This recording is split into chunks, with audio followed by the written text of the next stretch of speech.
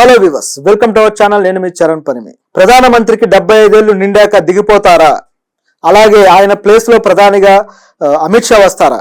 ఇప్పుడు ఇది ఒక ప్రత్యేకమైన చర్చగా మారిపోయింది. ఎందుకంటే India today mood of the nation అని చెప్పేసి 2024లో ఒక సర్వే చేసింది. ఇండియా టుడే అప్పుడప్పుడు ఇలాంటి మూడ్ ఆఫ్ ది నేషన్ సర్వేలు చేస్తూ ఉంటుంది. అంటే ఇప్పటికిప్పుడు ఎలక్షన్లు జరిగితే ఎవరు గెలుస్తారు, లేకపోతే నెక్స్ట్ ఎలక్షన్ కి ఎవరు ప్రజలు అనుకుంటున్నారు, లేకపోతే పరిపాలన ఒక 1 year పరిపాలన ఎలా జరిగింది కొత్త ప్రభుత్వం వచ్చినప్పుడు. సో ఈ తరహాలో India today mood of the nation అనే ఒక సర్వే పెడుతూ వస్తుంది. సో ఆ సర్వేలో అనేక మంది అనేక ప్రాంతాల నుంచి పాల్గొంటూ ఉంటారు. సో దాంట్లో వచ్చిన రిజల్ట్ని బట్టి వీళ్ళు కొన్ని విషయాలు అయితే ప్రకటిస్తారు.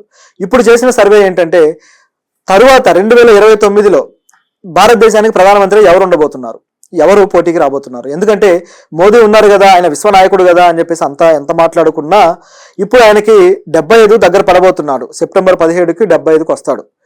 ఆ తరువాత 29 కంటే ఇక ఆయన దాదాపు 80కి దగ్గరలో ఉంటాడు, 79 ఆ విధంగా.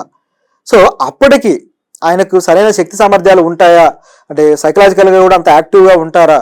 మరి అప్పుడు కూడా ఆయన సీఎం అయితే మళ్ళీ ఆయన 85 ఏళ్ళు వచ్చేదాకా కూడా పరిపాలన చేయాల్సి ఉంటుంది కదా. సో ఇలాంటి క్వశ్చన్స్ అన్ని రావడం వల్ల ఈ సర్వేలో ఒక ఆసక్తికరమైన సంఘటన చోటు చేసుకుంది. అంటే ఒక సినారియో.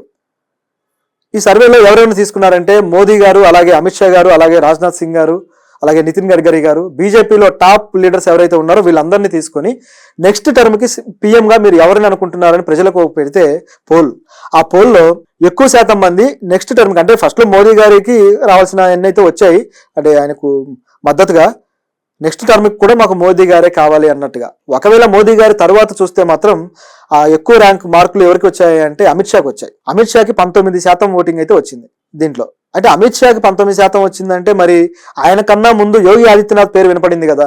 యోగి ఆదిత్యనాథ్ ఉత్తరప్రదేశ్ని గత 10 ఏళ్లుగా కూడా తన గుప్పిట్లో పెట్టుకొని పరిపాలిస్తున్నారు. అదేవిధంగా ఆయన ఏది చెప్తే అది నడిచే పరిస్థితి ఇప్పుడు అక్కడ ఉంది. జాతీయ స్థాయిలో కూడా యోగి ఆదిత్యనాథ్కి ఇతర రాష్ట్రాల్లో కూడా ఫ్యాన్స్ ఉన్నారు, ఆయనకు మంచి గుర్తింపు ఉంది. నిజానికి ఒక రాష్ట్ర సీఎంకి వేరే రాష్ట్రాల్లో ఫ్యాన్స్ ఉండటం అరుదు. అటువంటి ఘనత యోగి ఆదిత్యనాథ్ గారు సాధించారు. అయితే హిందుత్వ భావజాలంలో మోడీ కన్నా యోగి ఆదిత్యనాథ్ ఇంకాస్త పై లెవెల్లో ఉంటారనమాట. ఎందుకంటే ఆయన చిన్న విషయం కూడా, అంటే ఇతర మతాల పట్ల ఆయన ప్రస్తుతానికి తీసుకుంటున్న ఆంక్షలు కావచ్చు, లేకపోతే ముస్లిం యువకులు ఎవరైనా తప్పు చేశారంటే ఇమీడియట్గా వాళ్ళ ఇళ్ల మీద బుల్డోజర్లు పంపించి వాళ్ళ ఇల్లు కూలగొట్టడం కావచ్చు, ఇవన్నీ ఎంత దారుణంగా ఉంటాయంటే ఎవరు ఏమైనా అనుకున్నా సరే నా భావజాలం ప్రకారం నేను ఏమైనా చేసుకుంటూ పోతా అనే పద్ధతి ఆయనకు ఉంటుంది. కాబట్టి దీన్ని ఇష్టపడే భావజాల ప్రజలు ఎవరైతే ఉన్నారో వాళ్ళందరూ ఆయన కనెక్ట్ అయ్యారనమాట. ఆ విధంగా పైగా హిందుత్వానికి ఆయన ఒక ఐకాన్గా, యోగిగా, అలాగే కాషాయం ధరించి ఉంటారు కాబట్టి ఎప్పుడు ఆయనకు ఆ గుర్తింపు అయితే వచ్చింది. కాబట్టి బీజేపీలోను ఆర్ఎస్ఎస్లోనూ ఆయనకంటూ ఒక ప్రాధాన్యత పెరిగిపోయింది.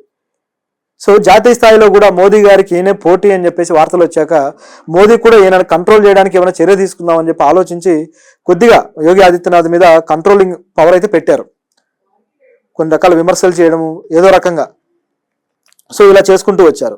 సో దీని తర్వాత ఇప్పుడు ఆదిత్యనాథ్ గారు ఒరిజినల్ ఇమేజ్ ఏంటయ్యా అనేది చూస్తే ఆదిత్యనాథ్ 4th ప్లేస్కి వచ్చారు.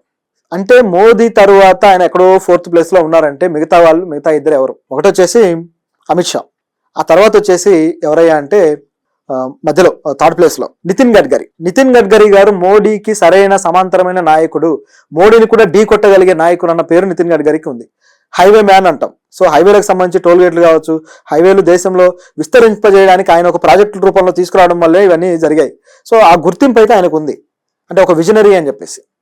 సో అటువంటి గుర్తింపు ఉన్న వ్యక్తి బీజేపీలో, అంటే పూర్తి స్థాయి హిందుత్వ భావజాలం కాకుండా కాస్త లిబరల్ థాట్స్తో ఉండే వ్యక్తి, వాజ్పేయి లాగా ఆలోచించి, అంటే వాజ్పేయి తరహా మనిషిగా ఆయనకు పేరుంది. వాజ్పేయి ఎలాగైతే అన్ని పార్టీల వాళ్ళు ఆయన గౌరవిస్తారో, అందరినీ కలుపుకొని ఎలాగైతే వెళతాడో అటువంటి భావజాలం కలిగిన వ్యక్తిగా నితిన్ గడ్కరీని చూస్తారు. సో దీన్ని బట్టి చూస్తే నితిన్ గడ్కరీకి మంచి ఇమేజే ఉంది. కాబట్టి ఇక నిజానికైతే గత ఎలక్షన్ టైంలోనే నితిన్ గడ్కరీని ముందుకు తెస్తారేమో అనే ఆలోచన కూడా వచ్చింది. కాకపోతే ఆయన్ని పార్టీ ఆ కోర్ కమిటీల నుంచి తప్పించడము, ఆ తర్వాత మళ్ళీ తీసుకోవడము, ఆయన వెనక నెట్టేస్తూ ఆయన ఇమేజ్ని డ్యామేజ్ చేయడానికి చూడడము, ఇవన్నీ జరిగిన తర్వాత చివరికి నితిన్ గడ్కరీ తన రాజకీయ చిత్రతోటి నిలబడ్డాడు. సో ఆయన ఇమేజ్ తగ్గించడానికి మోదీ గారు చేయని ప్రయత్నాలు అయితే లేవు. చివరికైతే నితిన్ గడ్కరీ నిలబడ్డారు. ఇప్పుడు చూస్తే ఈ ర్యాంకింగ్లో ఈయనకి 3rd ప్లేస్లో ఉన్నారు. దాదాపు 13% ఓటింగ్ అయితే ఈయనకు వచ్చింది. సో ఇప్పుడు నితిన్ గడ్కరీ కూడా మోదీ గారితో పోటీ పడలేరు అనేది ఇక్కడ క్లియర్. 13% ఓటింగే అంటే మిగతా దాదాపు ఒక 87% ఓటర్లు ఇష్టపడట్లేదనే కదా. కాబట్టి ఇది కూడా రూల్డ్ అవుట్. ఇక తర్వాత వచ్చేసి రాజ్నాథ్ సింగ్ గారు, దేశ రక్షణ శాఖ మంత్రి, పార్టీలో మోదీ గారి కన్నా సీనియర్, అనేక మంది కన్నా ఆయన సీనియర్. సో ఆయన మాటకంటూ ఒక వాల్యూ ఉంటుంది.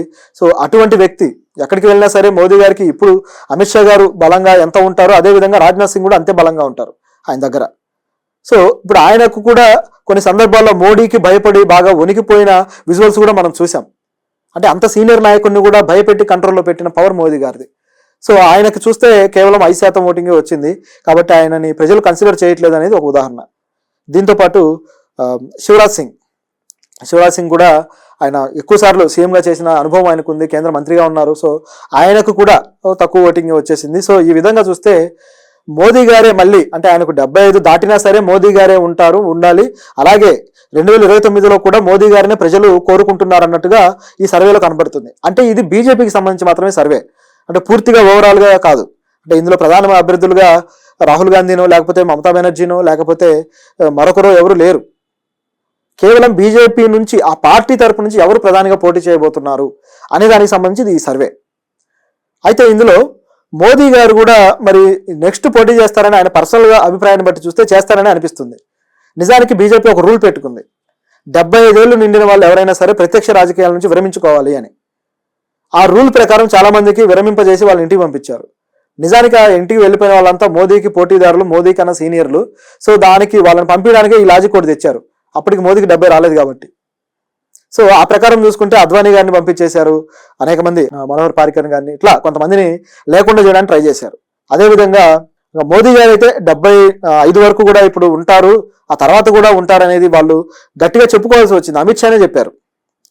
ఎందుకంటే మన ఎలక్షన్ టైంలో ఒక ఆప్ అధ్యక్షుడు ఢిల్లీ సీఎం కేజ్రీవాల్ గారు ఏమన్నారంటే, మోదీ గారికి 75 నిండితే ఆయన దిగిపోతారు, మీరు అనవసరంగా ఆయనకు ఓట్లు వేస్తారు, మీరు ఎందుకు ఆయన గెలిపించడం అని చెప్పేసి మన క్యాంపెయినింగ్ లో మాట్లాడినప్పుడు బీజేపీ వాళ్ళకు కొద్దిగా షేక్ అయిపోయారు అనమాట. సో ఇది ప్రజల్లోకి వెళితే నిజంగా అది నమ్ముతారేమో భయంతో ఇమీడియట్ గా అమిత్ షా ముందుకు వచ్చి మోదీ గారికి 75 నిండినా సరే ఆయన ఉంటారు, ఆయన విషయంలో మేము ఆ రూల్స్ సవరిస్తాం అన్నట్టుగా ఆయన మాట్లాడాడు. అంటే రూల్స్ ఇతరులకు వర్తిస్తాయి కానీ వాళ్ళకు వర్తించవు. ఒక సినిమా మీమ్ ఉంటుంది కదా, అన్నయ్య రూల్స్ పెడతాడు కానీ పాటించడు అని, ఆ టైప్లో అనమాట.